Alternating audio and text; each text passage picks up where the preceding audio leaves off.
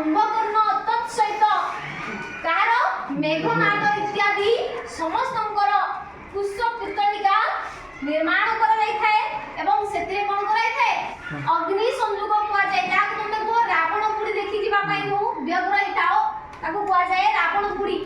एतिरे रावण भांती कुंभकर्ण मेघनाद इत्यादि कर पुष्प पुतलिका रे अग्नि संयोग करा जाय।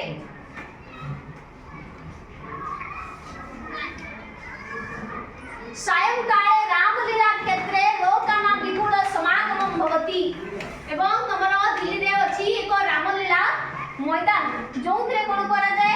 एही रावण पुड़ी को पालन करा जाय विशेष भाव रे बहुत लोक एठारे उपस्थित होइथांती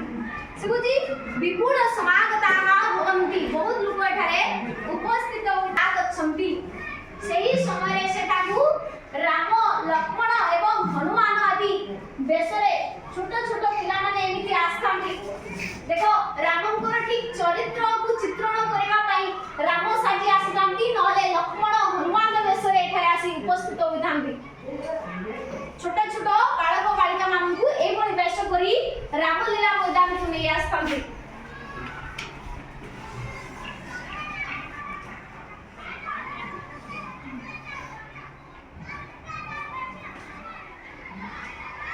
हनुमान च दशहरा स्थानम आगच्छति हनुमता कृत्रिमालंका दह्यति